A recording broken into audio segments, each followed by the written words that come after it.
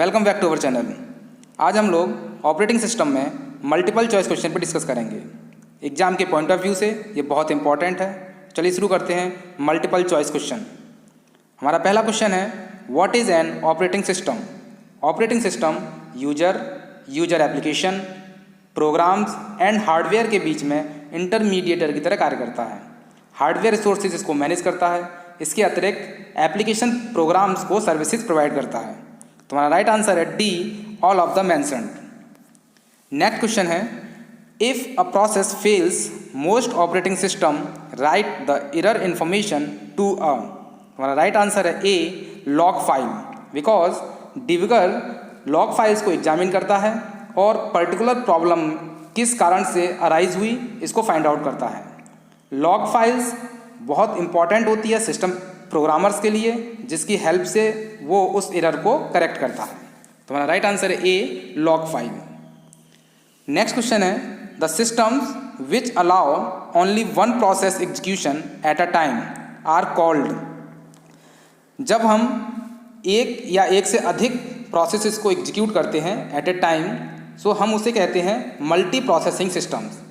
But हम एक समय पे एक प्रोसेस को एग्जीक्यूट करते हैं तो हम उसे बोलते हैं यूनी प्रोसेसिंग सिस्टम। तुम्हारा राइट आंसर है B, uniprocessing systems. Next question है, a process can be terminated due to. Process को किन कारणों से हम टर्मिनेट कर सकते हैं? जब हमारी प्रोसेस कंप्लीटली एग्जीक्यूट हो जाती है तो हम उसे नॉर्मली एग्जिट करते हैं। दूसरा रीज़न ये हो सकता है कि हमारी वो प्रोसेस किसी रीजन से एबनॉर्मली उसे हम एग्जिट करते हैं तो उसको बोलते हैं हम फैटल एरर। कभी कभी किसी प्रोसेस को हम एग्जीक्यूट कर रहे होते हैं तो वो किसी अनदर प्रोसेस के द्वारा उसको हम फोर्सफुली एग्जिट करते हैं, उसको हम बोलते हैं किल्ड बाय अनदर प्रोसेस। तो यहाँ पे हमारा राइट आंसर है D, all of the mentioned. Next question हमारा, what is the ready state of a process?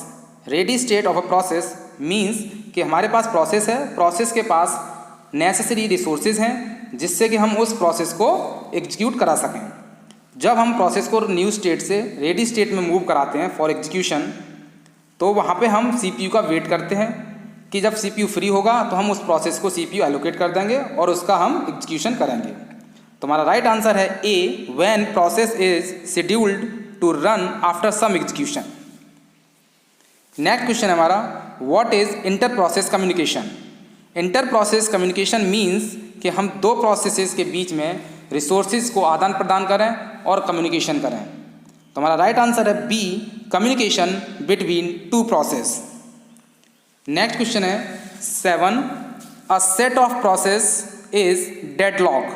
हमारी जो प्रोसेस का सेट है वो डेडलॉक कंडीशन में कब आएगा? मान लीजिए कि एक प्रोसेस के पास कुछ रिसोर्सेज हैं और दूसरे प्रोसेस के पास भी कुछ रिसोर्सेज हैं, बट पहली प्रोसेस को कुछ रिसोर्सेज की आवश्यकता है जो कि सेकंड प्रोसेस उसे होल्ड किए हुए है। तो जब तक वो प्रोसेस उन रिसोर्सेज को फ्री नहीं करेगी तब तक वो सेकंड प्रोसेस उन रिसोर्सेज का यूज नहीं कर सकती है। तो इस तरीके से हमारी सारी प्रोसेसेस डेडलॉक कंडीशन में चली जाती हैं। तो हमारा राइट आंसर है A, each process is blocked and will remain so forever. Next question है, what will happen when a process terminate? Process को टर्मिनेट करने पर क्या होता है? तुम्हारा राइट आंसर है A, it is remove from all queues. जब हम प्रोसेसेस को सिस्टम में एंटर कराते हैं उसके बाद हम उन प्रोसेसेस को सीपीयू एलोकेट करते हैं, रिसोर्सेज अवेलेबल होते हैं जिससे कि उनका एग्जीक्यूशन होता है। आफ्टर एग्जीक्यूशन हम उन रिसोर्सेज को उस प्रोसेस से हटा लेते हैं और वापस ऑपरेटिंग सिस्टम को कर देते हैं। तुम्हारा राइट आंसर है A, it is removed from all queues. Next question है, what is a long term scheduler? Long term scheduler क्या है? लॉन्ग टर्म शेड्यूलर में हमारी सारी प्रोसेसेस एंटर करती हैं सिस्टम में और वो हमारी जॉब क्यू में रखी जाती हैं। वहाँ से लॉन्ग टर्म शेड्यूलर उन प्रोसेसेस को सेलेक्ट करता है और जॉब क्यू से रेडी क्यू में पुट करता है और वहाँ से हमारी वो प्रोसेसेस एग्जीक्यूट करती हैं। तो हमारा राइट आंसर है A, it selects processes which have to be brought into the ready queue. Next question है, in a time sharing operating system when the time slot given to a process is completed the process goes from the running state to the. Time sharing operating system में processes को execute कराने के लिए एक time slot दिया जाता है। उस टाइम स्लॉट को हम टाइम क्वांटम भी कहते हैं। उस टाइम क्वांटम के अकॉर्डिंग ही हम प्रोसेस को एग्जीक्यूट कराएंगे, चाहे प्रोसेस हमारी कितनी भी बड़ी हो। तो हम जब प्रोसेसेस को उतने टाइम स्लॉट में रन कराएंगे, आफ्टर दैट हम उस प्रोसेसेस को रेडी स्टेट में वापस भेज देते हैं, फिर दोबारा से वो प्रोसेस एग्जीक्यूट होने के लिए आएगी। तो हमारा राइट आंसर है यहाँ पे B, ready state. Next question है, in a multiprogramming environment, multiprogramming environment में क्या होगा? तो हमारा राइट आंसर है C, more than one process resides in the memory. It means कि हम मल्टी प्रोग्रामिंग इन्वायरमेंट में एक से अधिक प्रोसेसेस को मेमोरी में रख सकते हैं, जिस कारण हम सीपीयू यूटिलाइजेशन को इंक्रीज कर सकते हैं। नेक्स्ट क्वेश्चन हमारा, suppose that a process is in blocked state waiting for some input output service, when the service is completed it goes to the. Suppose मान लीजिए कि हम किसी प्रोसेस को एग्जीक्यूट कर रहे हैं और उसको किसी इनपुट आउटपुट सर्विसेज की आवश्यकता हुई। इनपुट आउटपुट सर्विसेज को कंप्लीट करने के बाद हम उस प्रोसेस को डायरेक्टली रनिंग स्टेट में नहीं भेजेंगे, हम उसे वेटिंग स्टेट से रेडी स्टेट में भेजेंगे। आफ्टर दैट हम उस प्रोसेस को जब भी हमारा सीपीयू फ्री होगा हम उसे एलोकेट करेंगे और उसका एग्जीक्यूशन करेंगे। तो हमारा राइट आंसर है हमारा B, ready state. Next question है, which module gives control of the CPU to the process selected by the short term scheduler. Short term scheduler का काम ये होता है कि हम प्रोसेसेस को रेडी स्टेट से रनिंग स्टेट में मूव कराते हैं। जब भी हमारा सीपीयू फ्री होता है तो हम उस प्रोसेस को सीपीयू एलोकेट करते हैं और उसका एग्जीक्यूशन कंप्लीट करते हैं। शॉर्ट टर्म शेड्यूलर को हम दूसरे नाम से भी जानते हैं, उसका नाम होता है डिस्पैचर। तो यहाँ पर राइट आंसर है हमारा ए, डिस्पैचर। नेक्स्ट क्वेश्चन है, the interval from the time of submission of a process to the time of completion is termed as. Right answer is B, turn around time. Turn around time means process को हमने CPU allocate किया वो समय और वो किस समय पे प्रोसेस का एग्जीक्यूशन कंप्लीट हो रहा है वो समय। तो कंप्लीशन टाइम में से हम अराइवल टाइम को माइनस कर देंगे तो हमें टर्न अराउंड टाइम मिल जाएगा। तो ये हमारा आंसर है B, turn around time. Next question है हमारा, which of the following scheduling algorithms gives minimum average waiting time. Minimum average waiting time किस एल्गोरिथम में हमें मिलता है? तो हमारा राइट आंसर है B, SJF, shortest job first scheduling algorithm. Next question हमारा, what is the name of the operating system that reads and reacts in terms of actual time. तो एक्चुअल टाइम में हमारा ऑपरेटिंग सिस्टम हमें response करे। तो इसको हम एक एग्जाम्पल से समझेंगे कि मान लीजिए जैसे हम ATM पे पैसे निकालने जाते हैं तो वहाँ पे हम जब पैसे निकालते हैं तो हमारे अकाउंट में हमारा जो अमाउंट है वो तुरंत अपडेट हो जाता है। So that is the actual time. So हम ऐसे ऑपरेटिंग सिस्टम को हम कहेंगे रियल टाइम सिस्टम। तो हमारा राइट आंसर है A, real time system. Next question हमारा, context switching is part of. Context switching means कि जब हम किसी प्रोसेस को एग्जीक्यूट करा रहे होते हैं, उसको हमने सीपीयू एलोकेट कर दिया है, अब सिस्टम में एक ऐसी प्रोसेस एंटर होती है जो उस प्रोसेस से प्रायोरिटी में अधिक है।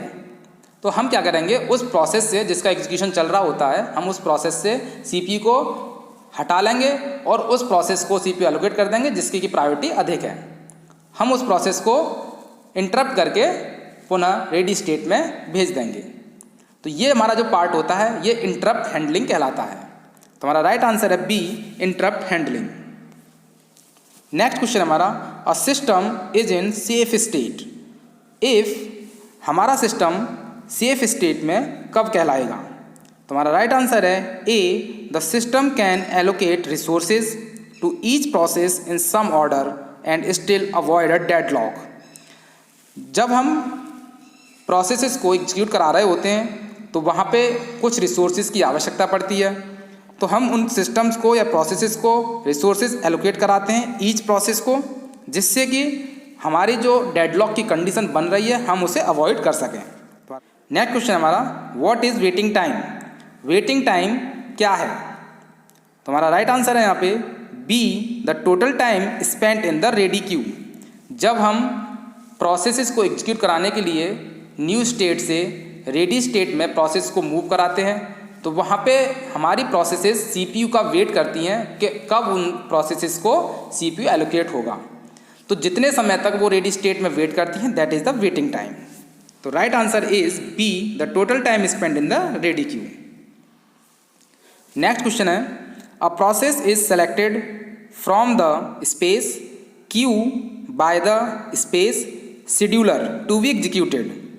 मीन्स कि हम प्रोसेसेस को एग्जीक्यूट कराने के लिए कहाँ से पिक करते हैं और कहाँ पे पुट करते हैं और किसके माध्यम से उन प्रोसेसेस को हम सीपीयू एलोकेट करते हैं। तो हमारा राइट आंसर है C, ready comma short term.